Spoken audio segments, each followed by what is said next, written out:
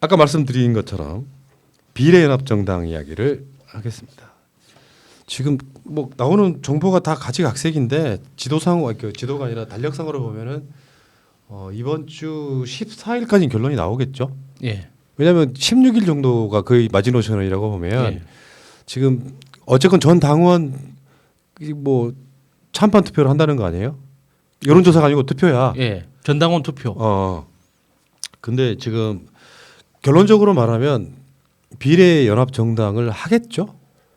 하고 싶어서 이러는 거잖아, 사실은. 저는 이제 그 전당원 투표를 결정했다는 것 자체가 대세에 대해서 어쩔 수 없다고 이제 수긍한 것 같아요. 그리고 이 방송을 통해서 그러니까 당원이신 분들 중에 아직 그 스마트폰에 앱 설치 안 하신 분들은 꼭 설치하세요. 이게 지금 민주당이 얼마나 잘 돼 있는지 보면은 정말 깜짝 놀라실 겁니다. 민주당 앱. 예, 민주당 어플리케이션. 그러니까 더불어민주당으로 검색하시면 아이폰이든 안드로이드 폰이든 바로 나오거든요. 설치하시면 가입도 굉장히 쉽고 당원 확인, 그러니까 권리 당원인지 아닌지 확인도 굉장히 간편하게 됩니다. 카톡 한 번으로 바로 확인이 되거든요. 저는 굉장히 놀랐습니다. 이 정도로 잘 돼 있을 거라고는 상상을 못 해가지고. 그래요. 이제 많은 분들이 예. 자꾸 위성 정당을 민주당이 만든다 이런 이야기를 하고 있고 결과적으로 심상정 대표도 그 민주당이 만들고자 하는 플랫폼 정당, 비례 연합 정당 뭐라고 말을 붙이든 그 연합 정당도 궁극적으로는 변형된 형태의 위성 정당이다. 자꾸 위성 정당이라고 하는 렛대를 붙이는 거를 저쪽에 저 반대편에 있는 보수 정치 세력이 렛대로 붙이는 그러네. 그도 억울한데 심지어는 우리의 동지라고 생각했고 한편이라고 생각했던 민주 진보 진영에 있는 많은 비판가 내지는 저 전문가들이 뭐 그걸 마치 보수 세력하고 똑같은 목소리로 요즘 이야기하는 걸 보면 저는 마음 한쪽 구석이 굉장히 아파요. 그러니까 결국은 프레임인 거지. 프레임에 프레임이잖아요. 걸려서. 예. 그러니까 결과적으로는 뭘 하든 저 연합 정당 그 자체는 그 플랫폼 정당은 그거는 위성 정당이다라고 자꾸 이게 딱지를 붙여버리는 거죠. 저는 이게 너무나 억울하고 부당한 거예요. 그럼 만약에 이 민주당이 어떤 힘을 뭐 제공하거나 협조를 해서 해야만 존재할 수 있는 만들어질 수 있는 정당이다 그러면 그런 비난이 합당할 수 있어요. 근데 지금 스스로 지금 생겨나 자생적으로 만들어주고 있는 거잖아요. 그걸 어떻게 위성 정당이라고 할 수 있습니까? 그러니까 이게 위성 정당이라는 표현이 지금부터 쓰면 안 되고 저는 기본적으로 개혁연대라고 생각해요. 개혁연대죠. 그러니까 지금 자유한국당이 국회에 다수당이 되거나 그러면 뒤로 후퇴할 여러 가지 법들 이런 생각을 해보면은 개혁연대가 맞습니다. 그러니까 타이틀을 민주당이 욕심을 부려서 무슨 비례정당을 위성정당을 만든다 쪽으로 가면 안 되고 자유한국당류의 미래통합당류의 어떤 반개혁 세력이 국회에 다수당이 되는 걸 막기 위한 나머지 세력의 연대 이렇게 보면 되죠. 저는 여기에 대해서 이론적으로도 논리적으로도 저는 정말 할 말이 많은 사람입니다. 저는 그런 자격이 있거든요, 사실은. 아마 우리 푸른나무는 아실 겁니다. 하성수 변호사 있죠. 예. 그 녹색당을 탈당을 해서 지금 이 연합정당을 추진하는 핵심적인 주체 아니겠습니까? 하성수 변호사하고 제가요 공통점이 있는데 시민사회에서 그동안에 비례민주주의 운동을 함께 해왔습니다. 그러니까 연동형 비례대표제를 도입하자라고 하는 시민운동을 지난 한 7년 동안 함께 해왔거든요.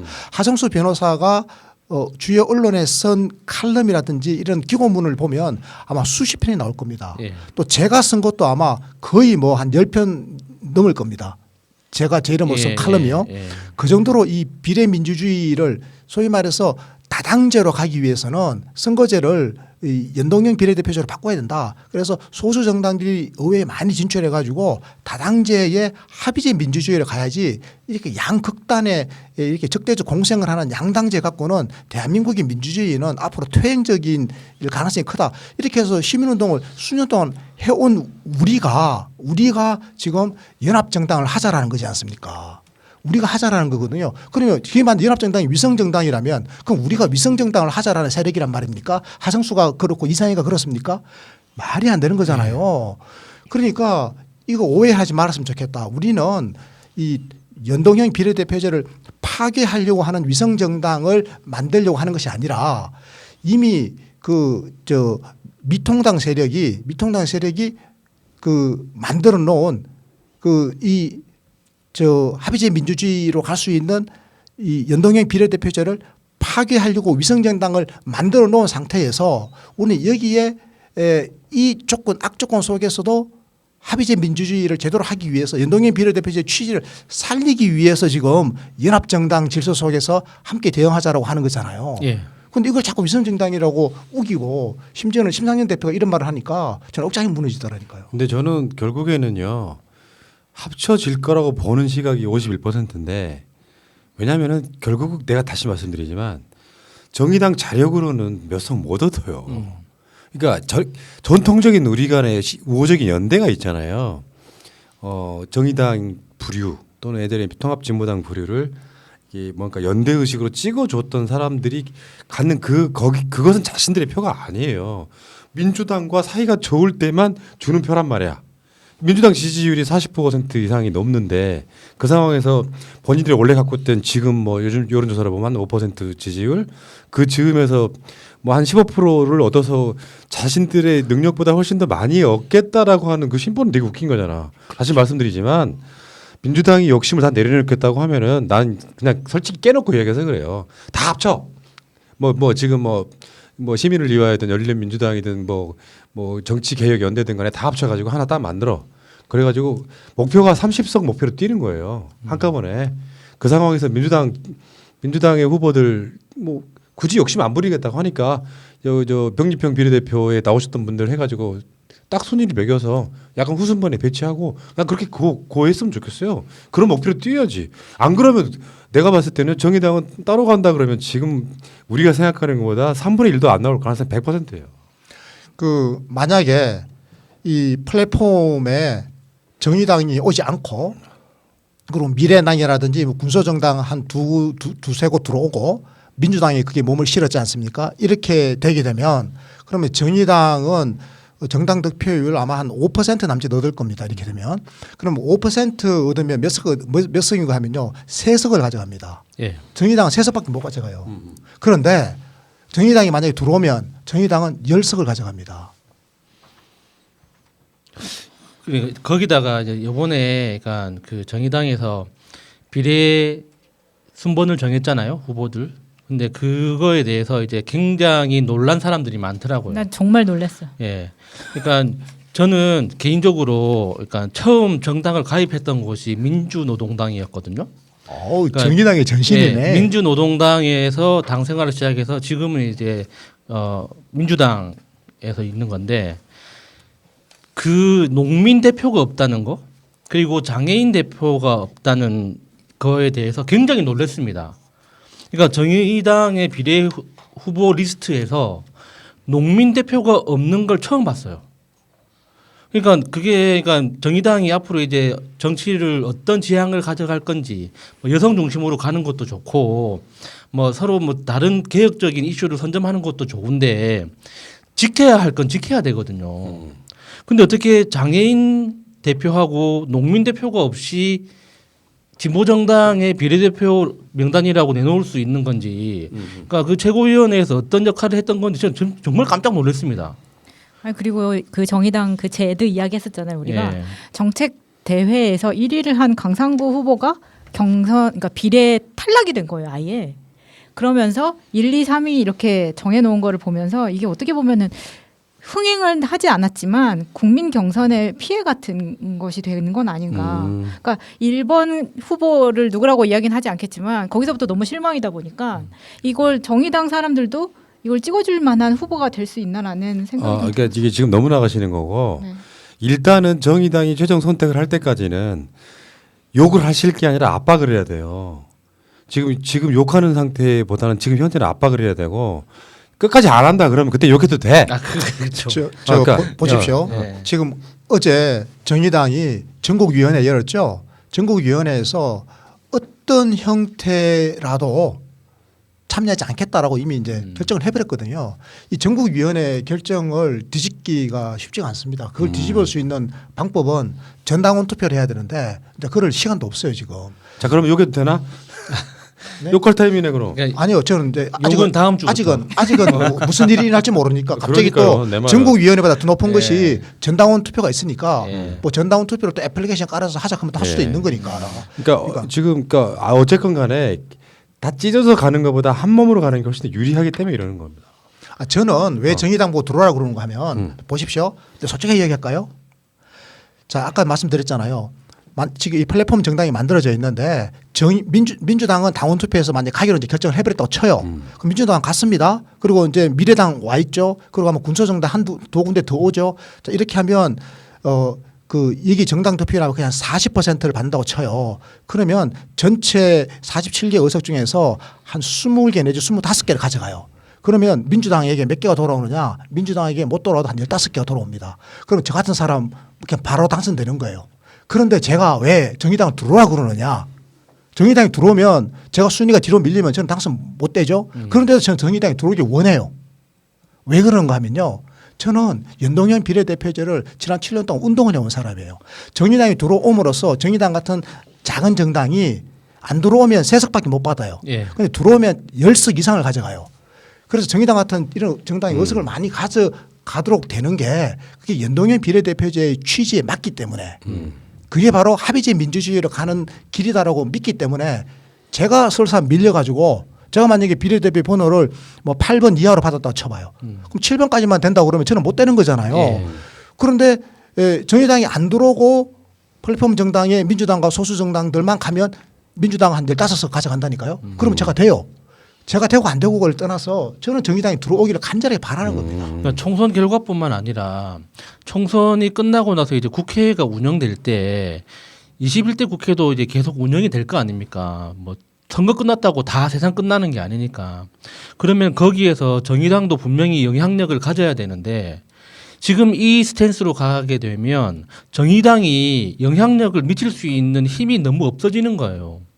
지금 현재도 민주당과 정책적 연대를 하기 때문에 최소한 어떤 뭐 연정이다라는 이런 식으로 공식적인 연대는 아니지만 정책적으로 서로 공감하는 부분에 대해서는 정치적으로 연대를 하고 있기 때문에 그것 때문에 정의당이 지금 정치적 영향력을 지금 발휘하고 있는 건데 이런 식으로 가서 그러니까 민주당 당원들하고 완전히 등을 져버리면 정의당이 나중에 어떤 정치적 영향력을 발휘하겠습니까?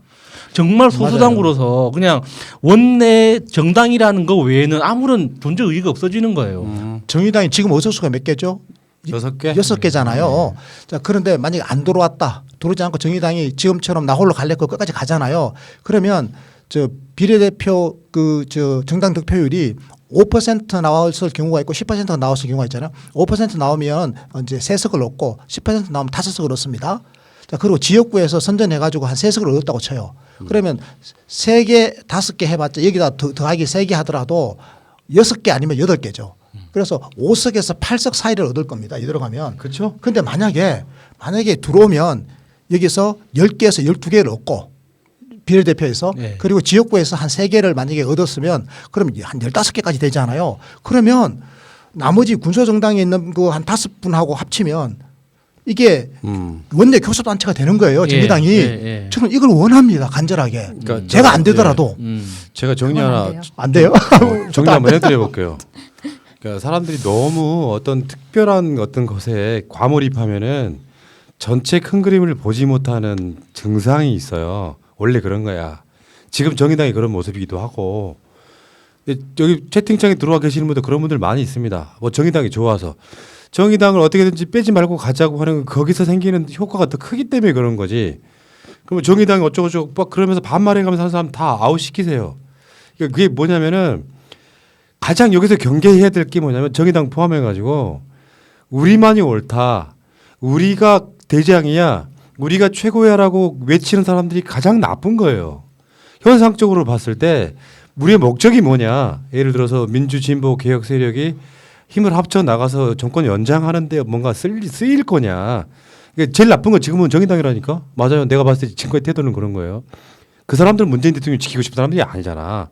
우리들 입장에선 문 대통령을 지키고 정권 연장해서 사실은 정의당은 단독으로 집권할 능력이 아직 안 되잖아요. 이런 사람들은 민주 정권일 때만 훨씬 더 득세를 합니다. 원래 그래. 노무현 대통령 때 뭐 노동당이 막 활성화되고 이러는 거하고 좀 똑같은 거예요. 그러니까 이 과정들을 거쳐가면서 우리만이 정답이라고 막 돌아다니면서 난리치는 사람들 제일 나쁘다고. 여기는 무슨 특정 어디를 지지하고 이런 게 아니라 전체 큰 그림에서 가장 강력한 파워를 가진 민주당이 사실상 누구랑 손 잡느냐에 한쪽으로 몰아주는 게 가장 더 중요하지. 우리만 들리고 저쪽은 나쁘고 막 이간질하고 다니시는 분들 전혀 도움 안 돼요. 이 상황에는 전혀 도움 안 된다. 저는 그 말씀을 꼭 드리고 싶고 여기서 배타적일 필요가 없는 거야. 그러니까 내가 말씀드렸잖아요. 정의당을 지금은 끝까지 데드라인까지 갔는데 정의당이 안 들어오면 그때는 막 욕해도 돼. 그렇지만 지금 정의당이 어떤 결론을 내렸든 간에 지금 압박하는 타이밍이라고. 예. 처음부터 빼고 가자 그러면 다시 생각해봐요. 내가 처음에 주장했다가 욕먹었던 이야기이기도 한데 결국엔 지역구 선거에서 민주당이 엄청 선전을 해야 돼요. 그러니까 감정이 벌어지지 않은 상태에서 끝나더라도 벌어지지 않은 상태에서 민주당은 이렇게 되면 민주당 지역구 밀어주자라는 분위기 더 만들어줘야 되는 게 있단 말이에요. 그러니까 막 그 비례대표 몇 석 가지고 막 지지고 볶다 보니까 지역구 선거 망가뜨리는 건 여러분들의 책임인 거라고 나는 생각해요. 내가 전에 말씀드렸잖아요. 어느 쪽도 지금 편을 못 들겠는 게 인터뷰 요청 막 여기저기 들어왔는데 내 입장에서 사람이 이렇게 된다고 어느 한쪽을 내가 몰빵을 하잖아요. 그러면 만약에 내가 몰빵한 쪽이 졌어. 쉽게 표현하면 선택을 못 받았어. 그럼 이 사람들 욕해야 돼? 그러니까 전체적으로 되는 쪽으로 밀어줘야 된다고 생각하는 스탠스 때문에 아무도 욕을 안 하고 있는 거거든. 근데 여기 들어와가지고 뭐 새날이 어쩌고저쩌고 처음 들어온 사람들이 꼭 저짓거려야지. 이거 정말 스탠스 잘 막으세요. 저희는 아니 그 시민을 위하여나 열린민주당이나 정치개혁연합이나 사실 셋 다 저한테 물어보신다면 너 초코파이 먹을래 초코케이크 먹을래 이 정도 수준이거든요. 나중에 엄마 아빠가 알아서 사오는 걸로 먹으면 됩니다. 그때 가서 그 전에 막 싸우고 지우고 볶을 필요가 없는 거예요. 비유의 여왕. 그 엄마 아빠가 네. 저 민주당이잖아요. 민주당이 결정을 하면 그러면 그 세 개의 정당은 그게 따르면 되는 겁니다. 그렇죠. 그래서 민주당이 예. 시민을 위하여 당신이 중심이 돼서 하라 그러면 나머지 두 세력은 그게 힘을 합치면 되는 거고. 그래서 우리가 지금 이걸 가지고 지지고 볶고 싸우면 제일 좋아할 사람들이 이렇게 만든 판을 만든 선관이랑 미통당이거든요. 그러니까 좀 신중하자고. 서로 막 둥둥 떠다니면서 우리가 오라 하면 아무 도움 안 됩니다. 그러니까 어찌 됐건 간에 목적이 내가 속해 있는 그 정당을 띄우는 것이 아니라 가장 큰 목적은 정권 연장하는 거예요. 그러니까 같이 가야죠. 오케이. 예. 자, 그 여기까지 하시고. 그건 한마디만 더 예, 합시다. 예. 이게 그 사실 지난 시간에 우리 야수님이 굉장히 중요한 말씀하셨어요. 우리가 그 지난 연말에 그 고생을 해가지고 연동형 비례대표제 그 선거제 개혁을 그걸 법을 통과시켰잖아요. 예. 그런데 그거를 자유한국당이 꼼수로 부려가지고 그 미래 한국당을 만드는 그 순간에 이미 무력화돼 버렸잖아요. 예, 그렇죠. 연동형 비례대표제는 이미 무력화돼 버렸습니다. 이미 죽었어요. 그럼 이걸 지금 이 죽은 상태로 갈 거냐 아니면 살릴 거냐잖아요. 지금 살리고자 하는 몸부림 중에 하나가 나온 게 지금 플랫폼 정당을 만들어서 일로 다 들어오자.